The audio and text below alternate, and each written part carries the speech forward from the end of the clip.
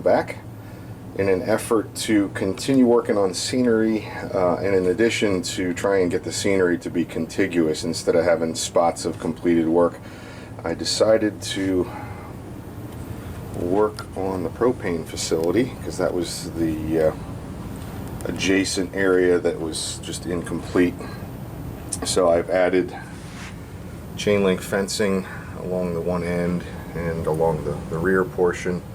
I think what I'll do is tie it into, you can see where the cork is here. That'll be a building, like an Agway store or farm supply store.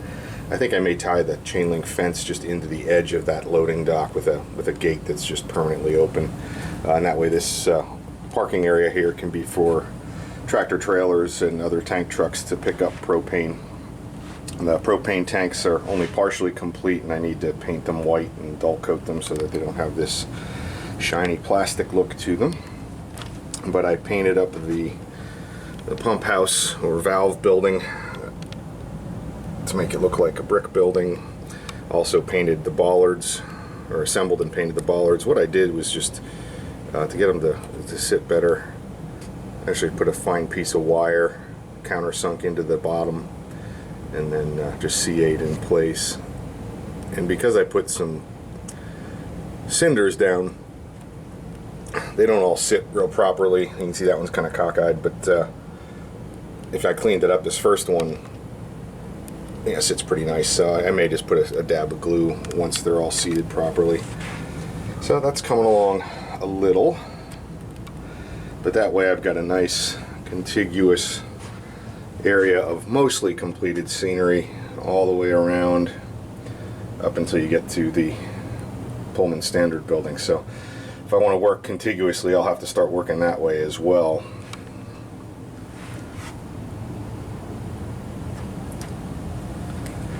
And this Agway building is going to be challenging because, as you can see, it's got a beveled angle to it. So I'm just debating whether or not I want to model something really, really high detailed and leave the backside open with maybe a piece of plexi over it, or haven't decided yet. So that will follow. The other area I've been working on is over in the Falls Creek area. I've finished installing all the backdrop. It's painted blue. I've added the backdrop to wrap around the corner just to kind of define the end so that you're not looking into my workshop. And then I've come in and added 1-inch styrofoam along the back wall and added some joint compound to it. So that will ultimately get vegetated, and the Burke Parsons plant will be down where you see the two tracks are on the left. The building will be cover those tracks, but also up to the Penn Central track. So what'll happen is the Penn Central main will just kind of fade out behind the building, and I might even stick a little piece of mirror back there, we'll see. But this has 4 inches of space behind the track and the backdrop, which I found is a lot better. At least you can add a tree and some vegetation. You saw in some of the other areas where I just didn't have enough space to do that. So as I progressed, I made sure I left a little bit more space. So I've already test fit some trees in there, and it'll be a lot nicer, creates a much better transition to the backdrop, and carved a little area for a rock outcropping there as well. So I will wait till this joint compound dries, and then we'll start adding the base scenery, and we'll be back in a day or two. Okay, here is the backdrop painted now. I find it's easiest to do that first. Again, just working from the back to the front. So the next step will be to paint the foam scenery, put some base scenery materials on it, and then continue to work with the shrubs and then finally trees.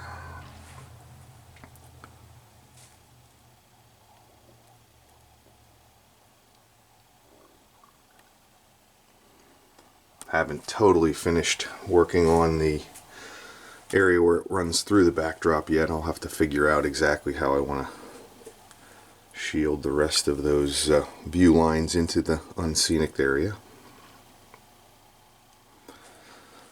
So we're coming along. That's the last piece of backdrop for the railroad that other than the potential future Indiana branch.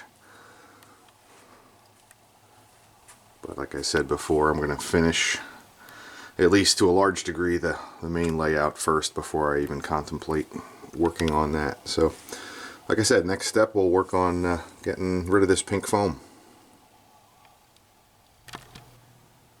The foam is now covered, so we've got the first layer of base scenery down. Tried to do a little bit with the backdrop here to make it look like this creek or some kind of drainage ditch runs through here and then kind of wanders off into the woods. But so the foam's all covered. A little bit of a depressed area, that'll be kind of a drainage pattern as well. Haven't decided what type of retaining wall I'm going to put in. I've been doing just masonite to make it look like concrete. I think I might try something different, but I haven't decided what. And then we have our rock outcropping painted, same technique I've done before. Paint everything black just to make sure you get all of the foam covered, and then over top of that, not working to get in all the crevices, you add the browns, and that way you've got black in the really deep areas, and that creates pretty nice depth. And then use a little bit of grout and some other ballast materials to try and create the intersection between the two tracks where there's generally not a lot of vegetation in that type of area. So continuing to plunge ahead, next step will be base shrubbery, and then work on getting the trees. And I've got a few trees in my production area hanging here, so ready to go. But as we've learned before, I'm sure I don't have enough to do what I'd like, but we can at least get started. Okay, we continue to plug away at the scenery against the backdrop here in Falls Creek, adding in trees, underbrush, some static grass in the ditch line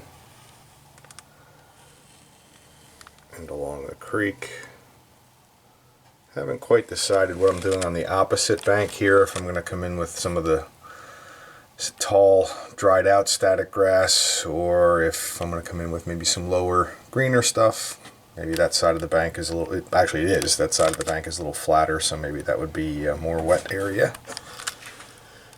And again, this is the area where the Burke Parsons plant's going to be, so about where that marker is going to be the corner of the building. So the idea here is that the Penn Central main, which is really here just to provide interchange traffic, so that stops, be mostly shielded by the building. Ultimately, I might play around with throwing a mirror back there, we'll see.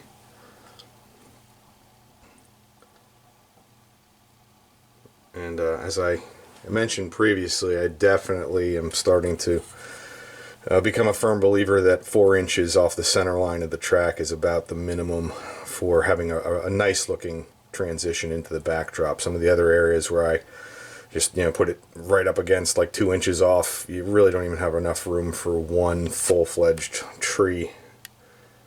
But what a difference having one row of trees does make. It really kind of blends in with the backdrop significantly better.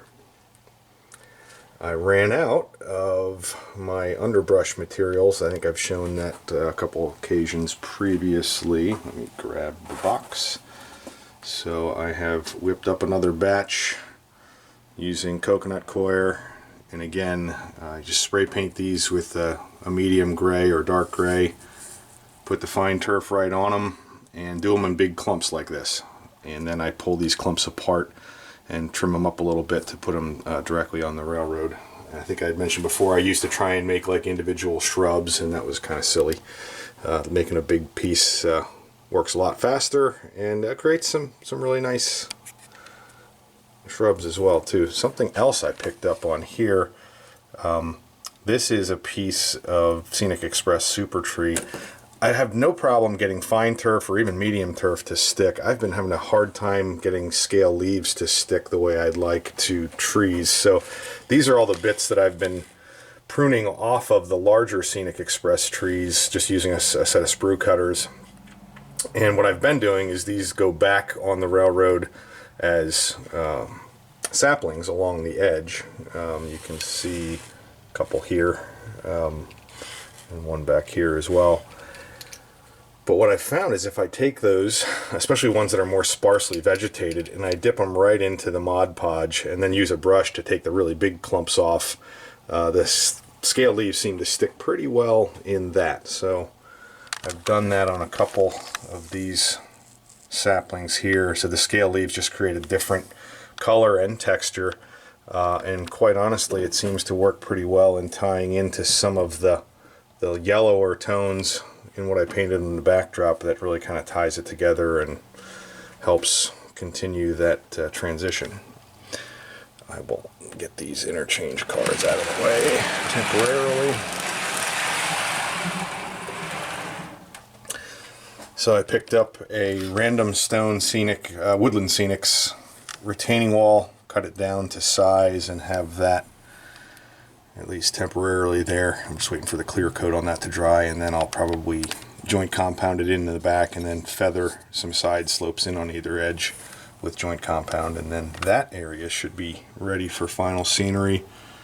And maybe you can see the ditch line. I put some static grass in,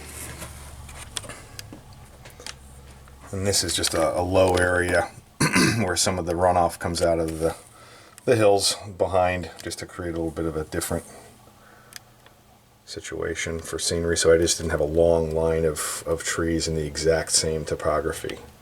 And then that will transition into this area with a little bit of exposed rock from some of the railroad work that probably the Pennsylvania Railroad did. I think this started it as a Pennsylvania Railroad line rather than a New York Central.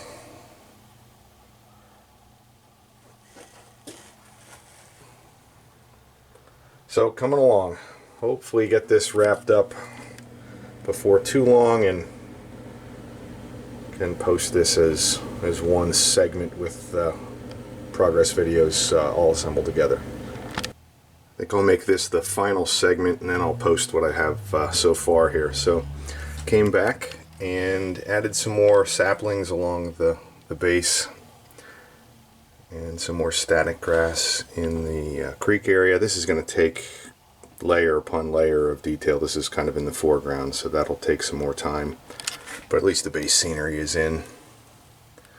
Also added some deadfall by attaching some dead scale leaves to a couple branches here and there. And finished up that washout area by adding a little bit more painting just to give it some depth. Again, I'll move these interchange cars.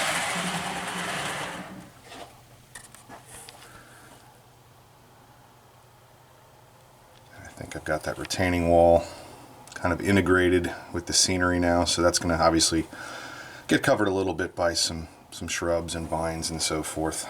And again, I'm going to call it at this point simply because I'm out of trees, and it'll be time to make more of those. I just recently, over the past month or so, I've made 2 full batches of trees, about 20 each. So I'm going to pause on that for a little while, but this will take some more trees in this area.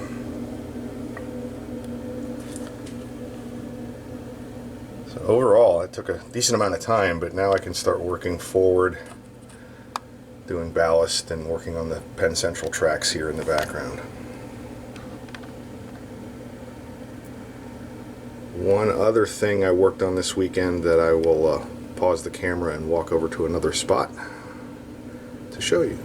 I recently extended a 12-volt lighting bus wire around a portion of the lower section of the layout here, and used that. And what I've been doing is putting terminal blocks underneath each area or grouping of buildings where I think I might want lighting. So Pullman Standard, this gigantic complex, whenever that gets finished, I presume we'll have a tremendous amount of interior, exterior, all kinds of lights. So I've got a full terminal block. I think I've got connections for a tremendous amount of lights there. Put a smaller terminal block here underneath PPC Lubricants, but I did add lights over top of the 2 pedestrian doors. Could always come back and add them over the dock doors as well, but didn't want to go overboard. These small LEDs are supposedly warm white LEDs, and not sure if I buy that or not, but for an industrial building, the coldness of these lights really isn't too bad. And ultimately, I will work around here, and just need one more terminal strip, and then I'll put one underneath Valier here for the future Agway building, as well as the propane facility. And I'm not sure, this is rural Pennsylvania, so I don't know that there'd be actual crossing arms, but maybe just flashing lights. So we'll see, that might be a future project out here. Haven't decided what I'm doing for lighting elsewhere.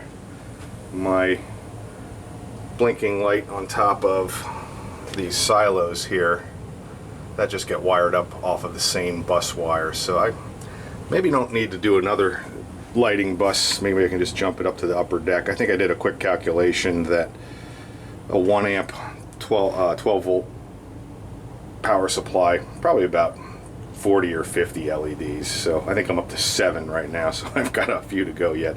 Probably the Falls Creek area where I was just showing the scenery, that'll probably get another power supply. I've got outlets to plug into there, so I'll probably segregate that, because I suspect that Burke Parsons will have some need for some lights as well too. Not a lot of street lights in the rural areas, possibly here in East Butler. I'm not sure how I'm going to do this because it's so shallow, but there might be some kind of street scene there. I might have to get creative. So there could be a couple street lights maybe at the end of this dead end road that hits the tracks, but overall it'd be mostly on the buildings, I think, simply because there just wasn't a lot of street lights elsewhere. So I will post this, and if I don't post anything before then, I hope everyone has happy holidays.